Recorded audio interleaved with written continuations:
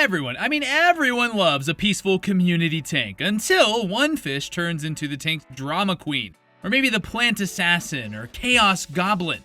Truth is, some of the most hyped community fish are either secretly toxic, chronically high maintenance, or straight up bad roommates. Today we're spilling the fish food on 10 overrated community fish that look cute at the store but come home with more red flags than a reality dating show. Grab your net, this is gonna get messy. Okay, so clown loaches, adorable, striped like little aquatic tigers, social, peaceful, playful, they're basically the golden retriever of the loach world. Sounds perfect for a community tank, right? Plot twist, they're also the equivalent of inviting a toddler into your studio apartment. Realizing they'll grow into a linebacker, and now they're crashing into your furniture and demanding attention in a group of 5. Clown loaches can hit 12 inches when fully grown, and that's not fish store exaggeration. That's a real deal. People adopt these tiny babies thinking they're staying snack size, but no. They're coming for your cabinet space and your 100+ gallon tank. And these are not solo creatures. No, ma'am. They need a squad. Not 2, not 3, like we're talking 5 or 6. Otherwise, they get stressed, hide 24/7, or develop some weird anxiety that makes them look like they're ghosting your entire tank. And ick. Oh, they're magnetized to ick. Like that one friend who always catches the flu first and then gives it to the whole friend group. You miss one water change and bam, they are covered in salt-looking dots. And now you're Googling frantically salt baths and praying to the API gods. Also, these babies can live 10 to 20 years. That's longer than some relationships, careers, and my commitment to any fitness plan. Long story short, clown loaches are not a vibe unless you're ready to go full big tank energy. BTE, baby. They're not casual, they're a lifestyle. You ever see a balloon molly and go, oh, it's like a little fishy beanbag? Yeah, that's the spine deformity talking. That's right. Balloon mollies, they're the result of humans going, what if we took a normal molly and gave it curve appeal? You like that one? Okay, yeah, that was good. And sure, the result is cute to some, like a squishy water balloon with fins, but here's the brutal truth. That adorable roundness is a genetic mutation that compromises their organs, spine, and swim bladder. They just waddle. They waddle swim like they're tipsy. And half the time they look confused about which direction gravity is even going. Oh, and they're allergic to peace and quiet when it comes to population control. You give them 2 seconds of privacy and guess what? 75 babies are now vibing in your tank like a fishy daycare. And not just once. No, this is not a one-time deal. Every 28-ish days, it's another round. They multiply like discount codes during a TikTok shop sale. Plus, because of their selective breeding, they tend to be a little more fragile than their standard molly cousins. They can have a shorter lifespan, be prone to infections, and get swim bladder wiggles if the water quality drops for even a second. Basically, they're like the iPhone battery of the fish world. Beautiful, functional, but high maintenance, and destined to decline too early. And cute? Yeah, they're cute, but should they exist? That's debatable. Is owning one without a breeding plan, quarantine tank, and backup plan for the babies a great idea? That's gonna be a no for me, dog. Silver dollars show up in your tank, all shiny and round, looking like peaceful little coins of serenity. Then they start zooming, and chewing, and zooming again. These fish are herbivores with the munchies 24/7, and no, they're not politely grazing. No, buddy, your plants are doomed. Every plant you lovingly purchased, gone, shredded, ghosted. They don't trim, they obliterate. And don't let their so-called peaceful temperament fool you. These fish are fast, they're twitchy, they're unhinged Twitch streamer energy in fish form. They zip around that tank with so much chaotic motion that slower or more sensitive fish might literally panic from just the speed. They don't attack, mind you, they just stress everybody out by existing loudly, and they don't do well solo. You need at least 5 or 6 or they're gonna get nervous and weird, which means now you're not housing one giant twitchy plant biter, you've got a whole gang of flying saucers with salad cravings and Olympic-level swimming skills, and each one can hit up to 6 inches long, so your 40-gallon tank is not gonna cut it.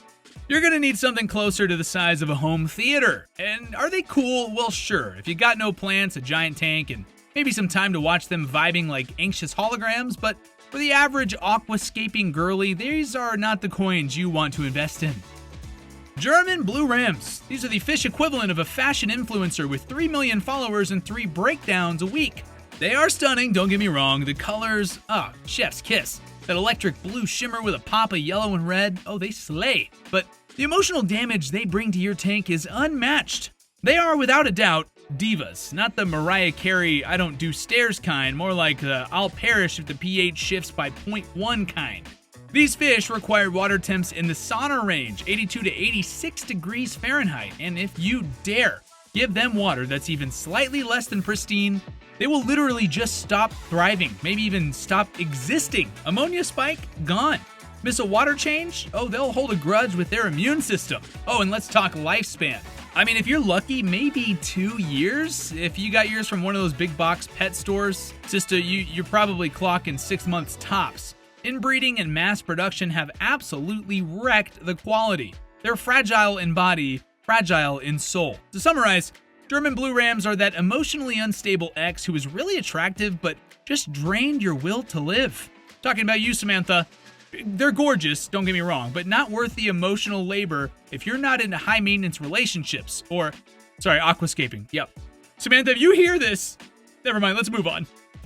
Neon tetras. These are the Britney Spears of aquarium fish. Once the queen of everyone's community tank, tiny, iconic, crowd-pleasing, but in recent years, overbred, overworked, and constantly on the brink of burnout. They have been bred so aggressively that their immune systems are held together by anxiety and wishful thinking. Any fluctuation in water quality, just a little ammonia spike, a little lazy water change, and boom, neon tetra disease. Not to mention stress stripes and the grim stare of a fish who has seen way too much. These are not the hardy schooling fish of yesteryear. These are the fish your store gets in by the hundreds, half of which look like they already saw the light 2 days ago. People always act shocked when their neons mysteriously vanish, but let's be real. They either died and got snacked on, or they're hiding in the decor having an existential crisis. Listen, better options exist. Green neons are more robust, Ember tetras don't have the drama queen energy, and black neons are the underrated cousin who doesn't get enough love.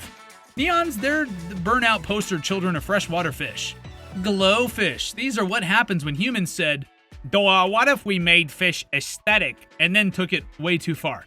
Genetically modified with jellyfish or coral DNA to glow like an LED sign. Yes, you heard that right.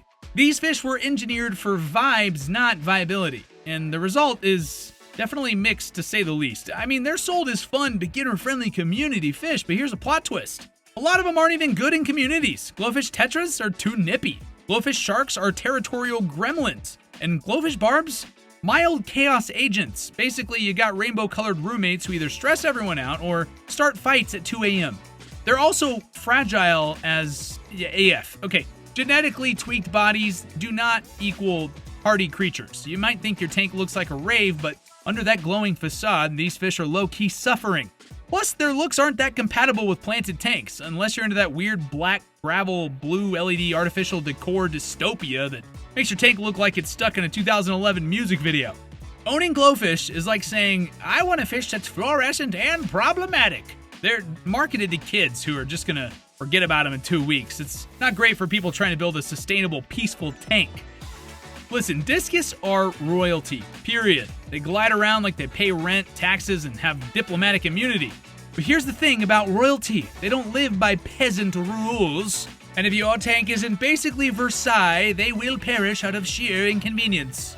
They need warm water, like hot tub warm. They demand water changes constantly. Soft watered, low nitrates, zero stress.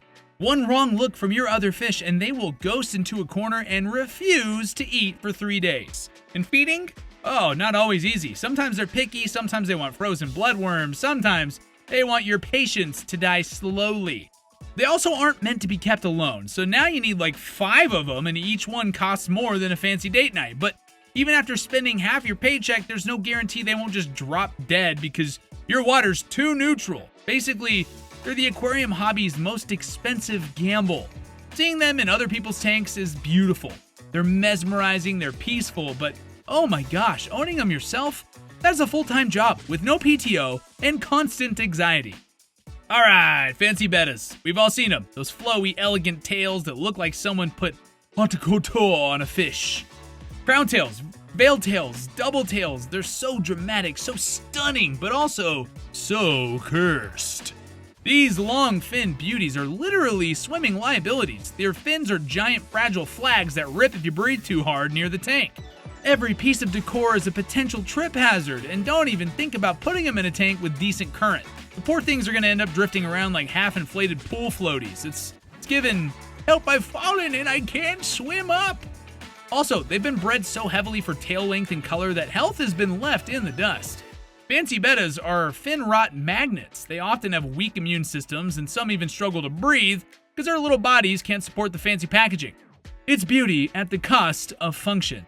They're the high heels of the fish world. Stunning, painful, and absolutely not designed for everyday use. Meanwhile, their underrated cousin, shout out Half Moon Plakat or HMPK, they over here thriving, baby. Short fins, strong swimmer, way more robust, still gorgeous, but doesn't fall apart every time you blink. Fancy bettas, listen, we love the looks and the flair, but we just don't want it in our tanks. Zebra Danios are what happens when you give a fish 17 espresso shots and no off switch. They're zippy, twitchy, and absolutely not the chill community fish that you think they are. These little striped bullets will treat your tank like a racetrack 24/7, leaving other fish in the dust or in therapy. Sure, they're technically peaceful, but the constant motion and chaotic energy can seriously stress out slower or more timid fish. Think your calm betta is trying to vibe and meditate.